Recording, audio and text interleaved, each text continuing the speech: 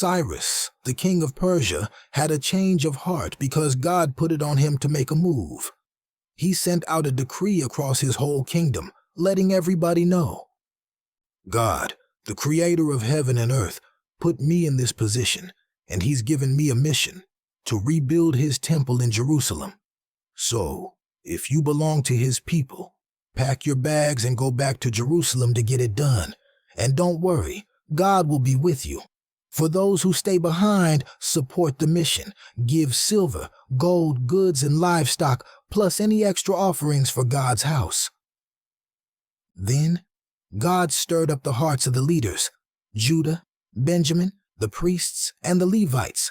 So they stepped up, ready to go rebuild God's house. Everybody around them helped too, blessing them with silver, gold, goods, livestock, and valuable gifts. Everything they need for the journey and the mission. King Cyrus even brought out the sacred items that Nebuchadnezzar had stolen from the temple back in the day. He gave them to a guy named Sheshbazzar, the leader of the returning group. They counted them out. 30 gold dishes, 1,000 silver dishes, 29 silver pans, 30 gold bowls, 410 silver bowls, 1,000 other sacred items. All in all, 5,400 gold and silver items were handed over. Sheshbazzar took everything with him when he led the people back to Jerusalem. God was setting up a comeback story. Here's the rundown of the people who returned to Jerusalem from exile in Babylon. They were the ones who stayed true to their heritage, descendants of those taken captive by Nebuchadnezzar back in the day. They came back under the leadership of Zerubbabel, Jeshua, Nehemiah, Sariah, Realiah, Mordecai, Bilshan, Mispar, Bigvi, Rehum, and Baanah. Each family and clan had their numbers. Parosh's clan, 2,172. Shephatiah's clan, 372. Araz's clan, 775. Pahath Moab's clan, through Jeshua and Joab, 2,812. Elam's clan, 1,254. Zatu's clan, 945. Zakkai's clan, 760. Bani's clan, 642. Bebai's clan, 623. Azgad's clan, 1,222. Adonikam's clan, 666. Bigvi's clan, 2,056. Adin's clan, 454. Ater's clan, through Hezekiah, 98. Bezai's clan, 323. Jorah's clan, 112. Hashim's clan, 223. Gibber's clan, 95. Then came the folks from various towns. Bethlehem, 123. Netophah, 56. Anathoth, 128. Azmaveth, 42. Kiriath Jearim, Kephirah, and Beeroth, 743. Ramah and Geba, 621. Michmash, 122. Bethel and Ai, 223. Nebo, Padesat Dva. Magbish, 156. The other Elam clan, 1,254. Harim, 320. Lod Hadid and Ono, 725.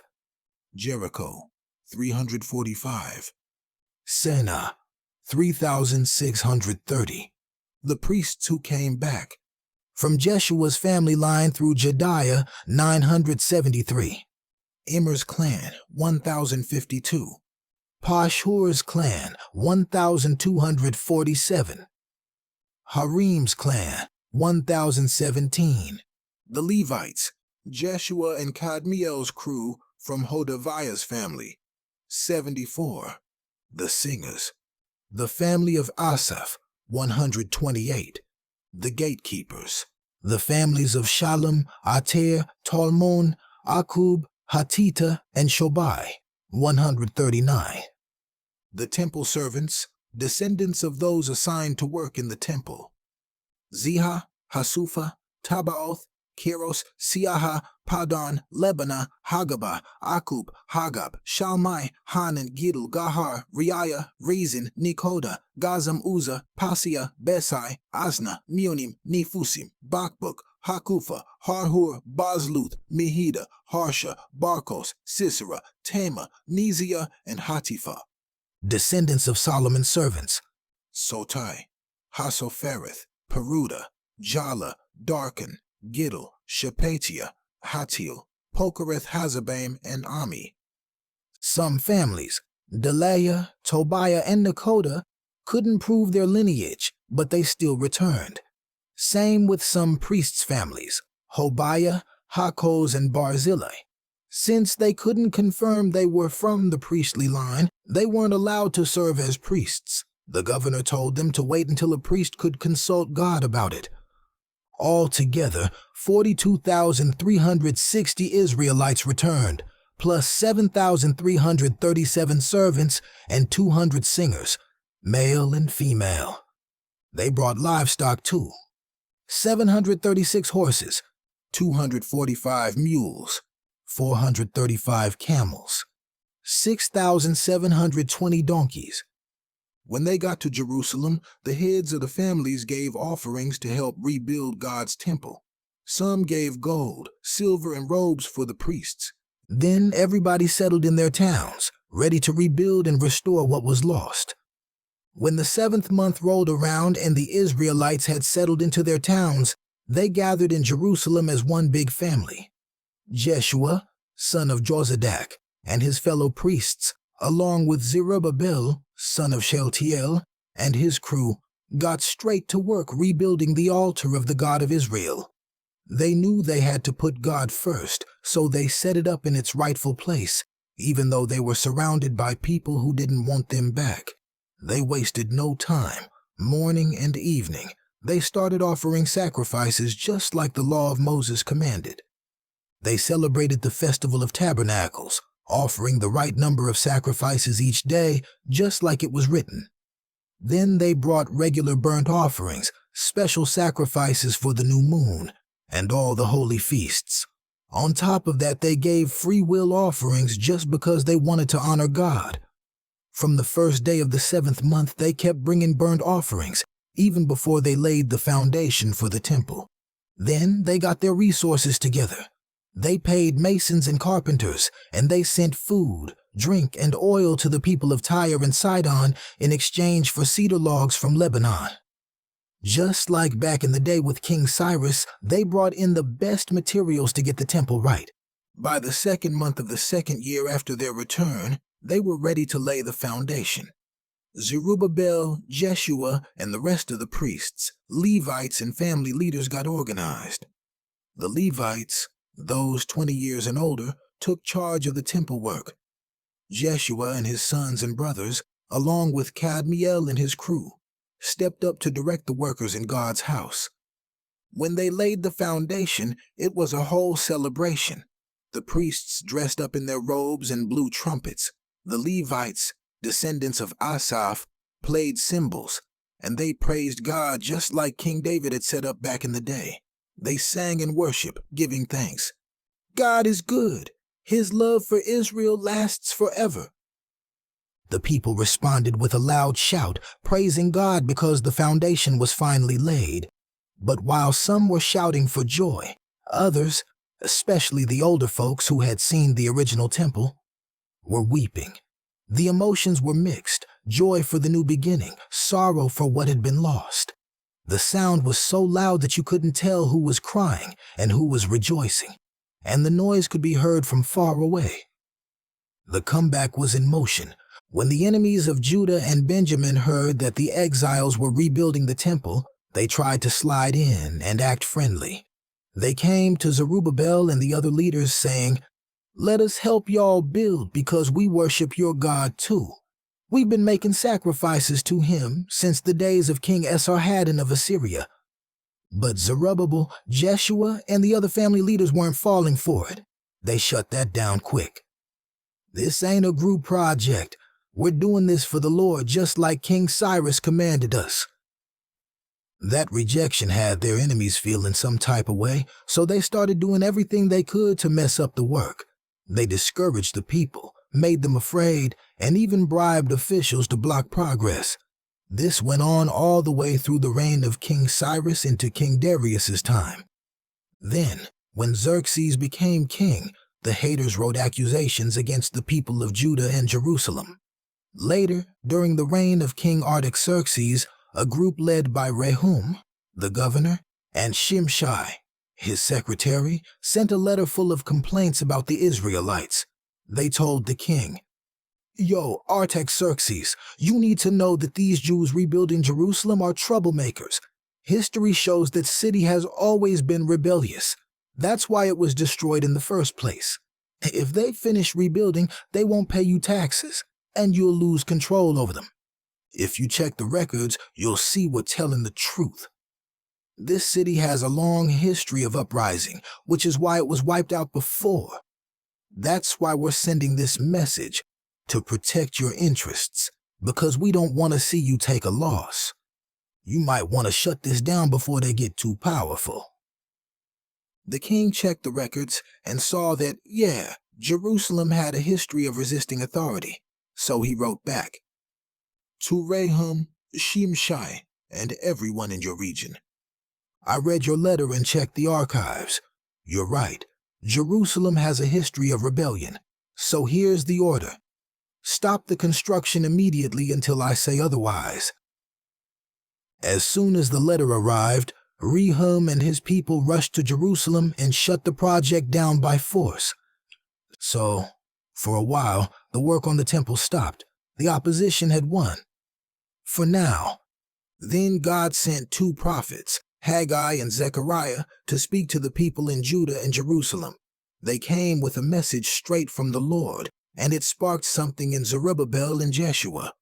They got back to work on the temple, and the prophets stayed right there with them, encouraging them. But as soon as they started building again, here come the officials.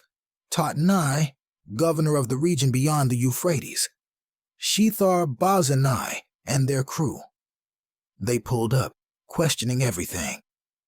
"Who told y'all could rebuild this temple? Who's in charge of this?" But God's hand was on the leaders of Judah, so they didn't stop working.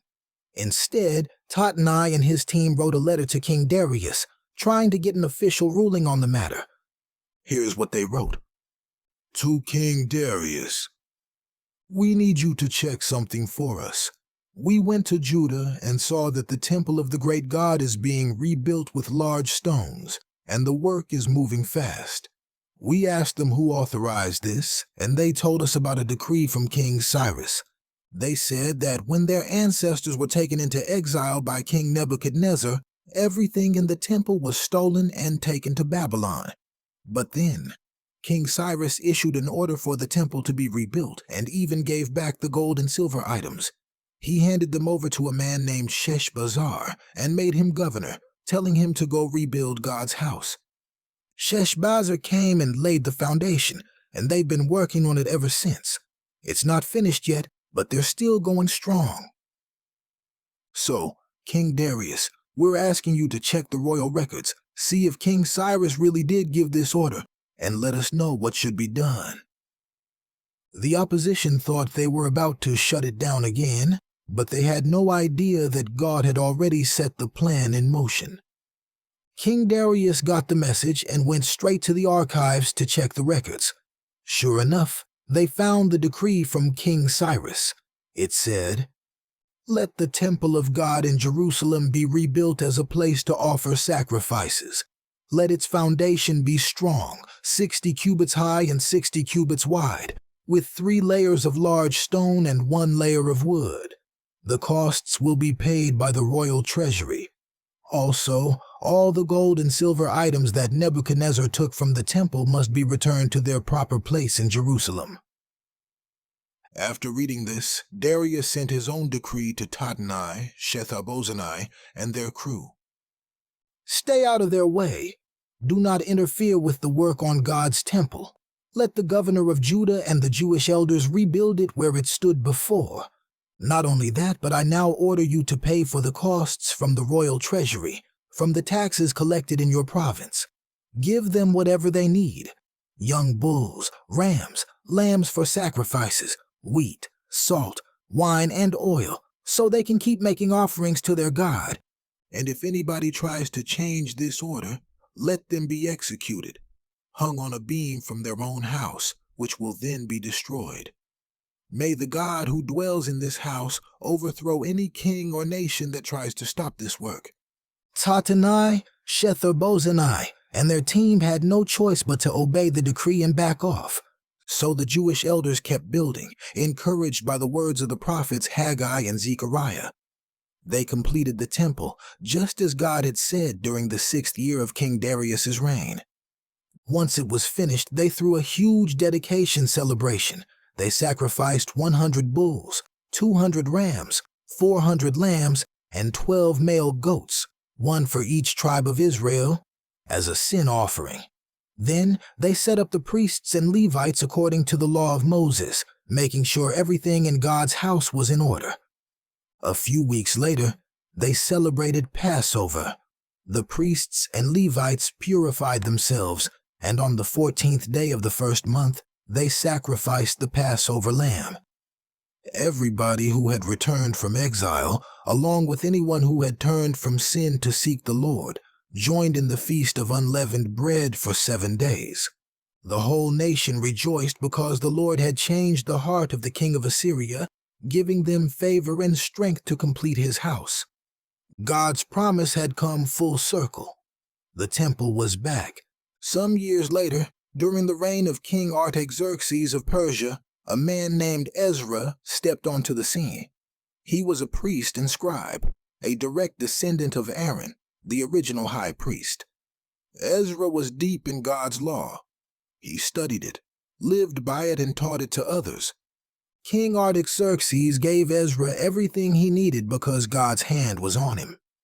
So, in the 7th year of the king's reign, Ezra gathered a group of Israelites, priests, Levites, singers, gatekeepers, and temple servants, and led them back to Jerusalem. They left Babylon in the 1st month and arrived safely in the 5th month, all because God had his hand on them. Ezra had one mission: to study, follow, and teach God's law in Israel. The king's letter to Ezra. King Artaxerxes sent Ezra with a royal letter. From Artaxerxes, king of Persia, to Ezra, priest and teacher of God's law. I decree that any Israelite, priest, or Levite in my kingdom who wants to go with you to Jerusalem may go.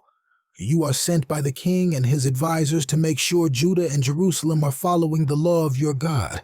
I'm sending silver and gold as an offering to the God of Israel, plus whatever the people and priests freely give. Use this money to buy bulls, rams, lambs, grain, and drink offerings, and present them on the altar of your God's house. Whatever is left over, you and your fellow leaders can use as you see fit, according to God's will. Also, I command that all the treasurers in the region beyond the Euphrates must give Ezra whatever he requests, up to 100 talents of silver, 100 kor of wheat, 100 baths of wine, 100 baths of oil, and unlimited salt. Everything needed for God's temple must be supplied without fail. No taxes shall be placed on the priests, Levites, singers, gatekeepers, temple servants, or any worker in the house of God. Ezra, you have God's wisdom, so appoint judges and leaders to enforce his law among the people.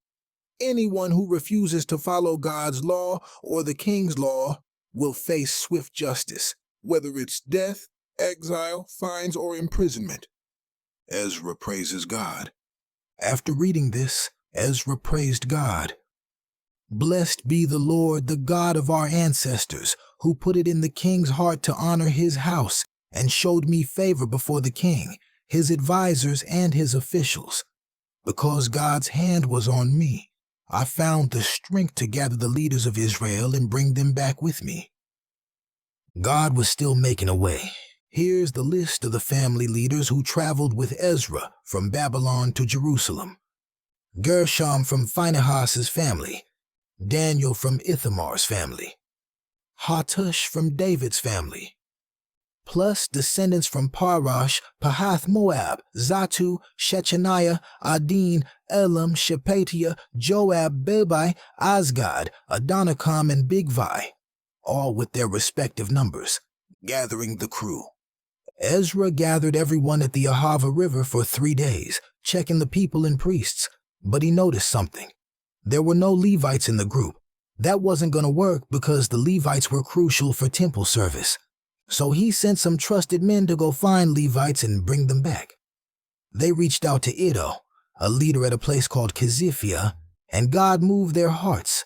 They sent back Sherebiah, a skilled Levite, along with his family and other Levites, plus temple servants who would help with worship, seeking God's protection. Before setting out on the journey, Ezra called for a fast. They humbled themselves and prayed, asking God for a safe trip. Ezra didn't want to ask the king for soldiers or protection because he had already told him, God takes care of those who seek him, but his power is against those who turn from him. So they put all their trust in God, and he heard them. Guarding the treasure. Ezra separated out the silver, gold, and temple items they were carrying for God's house.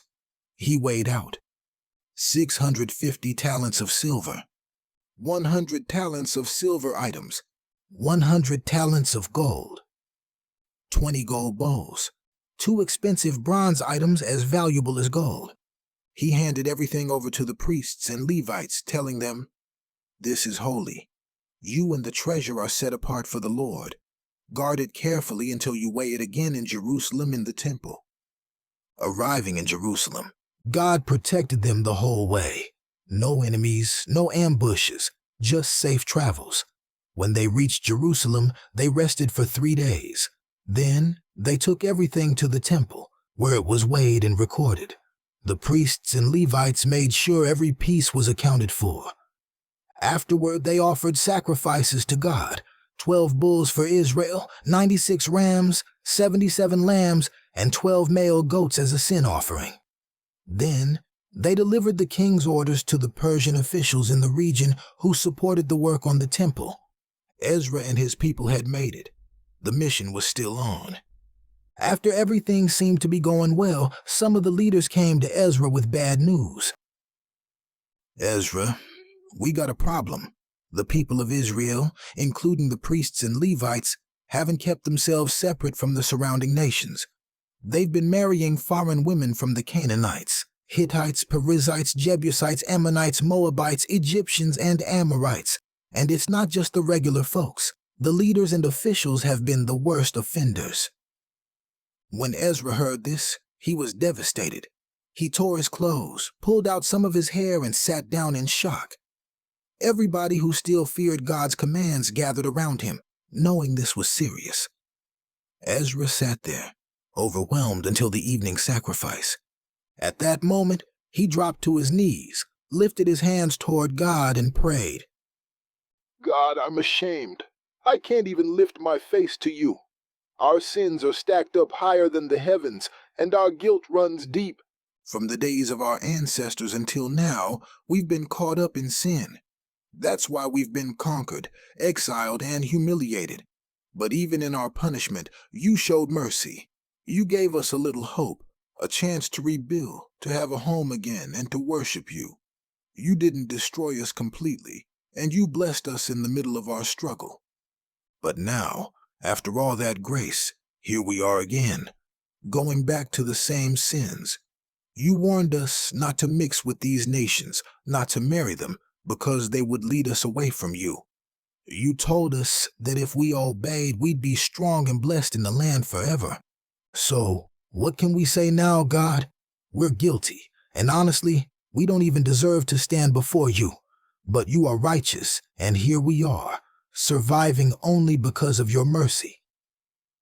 Ezra stayed there, grieving over the sins of the people, and as he prayed, a large crowd gathered around him, men, women, and children, all weeping over what had been done. The weight of their actions hit them hard. Something had to change. While Ezra was still weeping, praying, and lying face down in front of God's house, A huge crowd of Israelites, men, women, and children, gathered around him. Everybody was crying because they knew they had messed up. Then one of the leaders, Shechaniah, stepped up and said, "Ezra, we have sinned against God by marrying these foreign women, but there's still hope. Let's make a covenant with God to separate from them and do what the law says. We need to handle this the right way. And Ezra, we need you to lead us in this. Be strong. We got your back." Ezra stood up and made the priests, Levites, and all the people swear that they would do what was right. Then he left the crowd and went into a room where he fasted and mourned, refusing to eat or drink. The nation responds. A proclamation went out across Judah and Jerusalem. Everybody must gather in Jerusalem within 3 days. If you don't show up, you'll lose your property and be cut off from the community. So, within 3 days, all the men of Judah and Benjamin showed up. They sat in the courtyard of God's house, shivering, not just from the cold rain, but from fear, knowing they had to face their wrongdoing. Ezra stood up and told them straight, "Y'all have been unfaithful by marrying foreign women, and now we're in this mess. But don't give up. Turn back to God and do what's right. Separate from these women and from the ways of these other nations." The whole assembly responded, "You're right. We have to do this." But they asked for time, since it was raining and this wasn't something they could rush through. So they agreed that each case would be handled properly, family by family, with the leaders overseeing the process, carrying out the decision. The investigation began, and over the next couple of months they carefully went through the cases. The list of those who had married foreign women included priests, Levites, and common people. One by one, they came forward, confessed their sins, and made things right by offering a sacrifice and separating from these relationships. The process wasn't easy, but it had to be done. The people had come back to Jerusalem to rebuild, not just the temple, but their lives, their faith, and their commitment to God. And with that, the book of Ezra closes, a story of restoration, revival, and a people learning, sometimes the hard way, what it truly means to walk with God.